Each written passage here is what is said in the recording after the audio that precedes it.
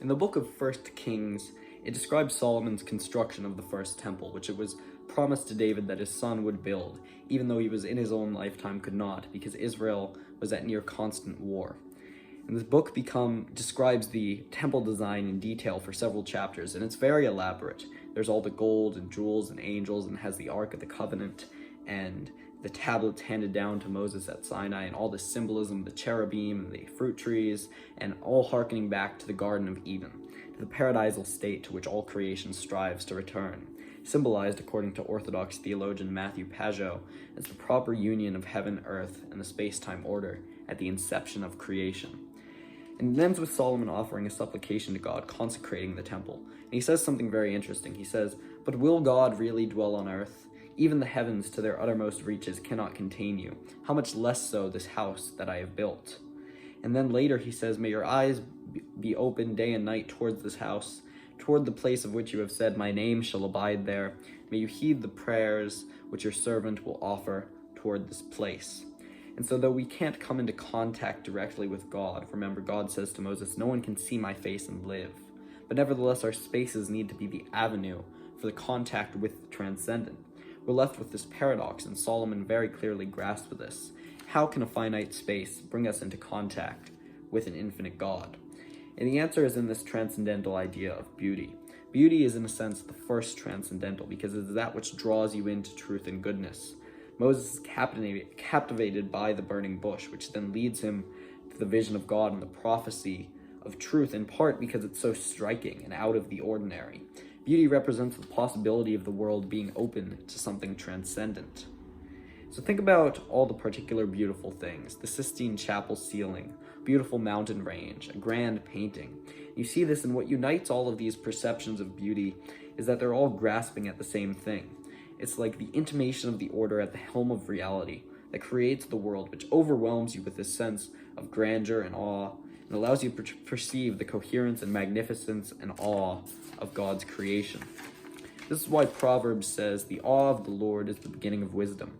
It's the sense of something transcendent, of something greater than oneself.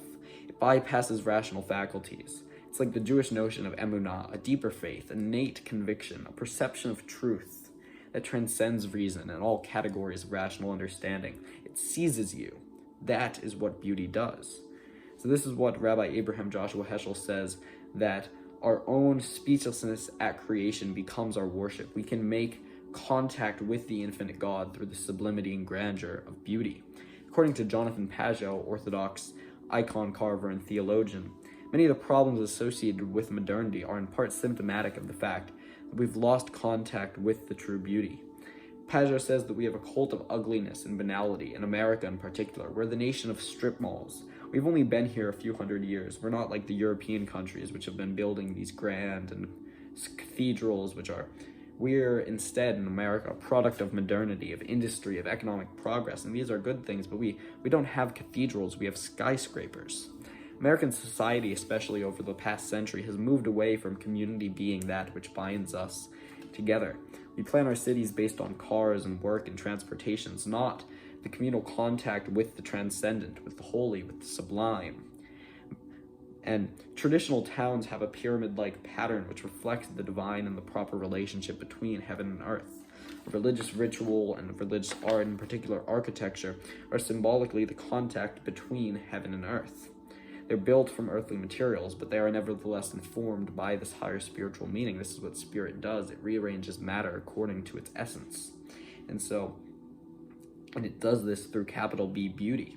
And so in the center of traditional towns, you have a grand church or cathedral, and no one is allowed to build higher than that, and everything is aligned towards that church. Everything is reaching up thusly towards that higher spiritual meaning. All eyes are on God, are on beauty, are on the transcendent.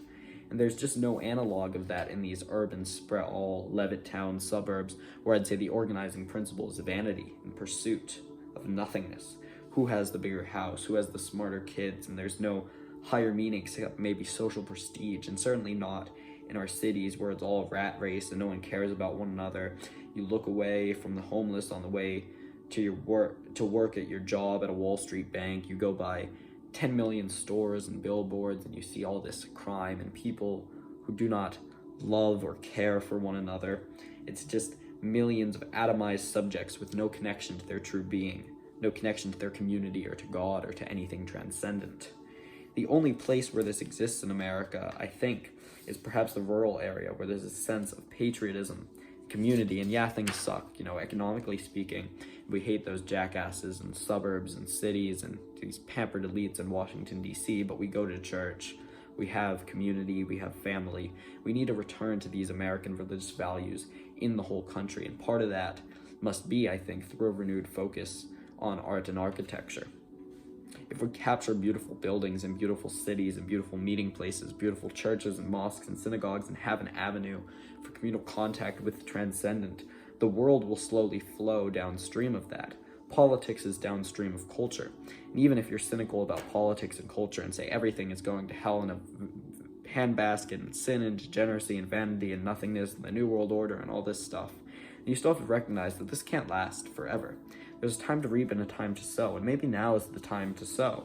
Actually make a vision collectively as maybe an ensemble of thousands or millions of people involved with this, of what do we want society to look like in 1,000 years, not in a social planning, world controller type way, but do we want the supreme value organizing our experience to be?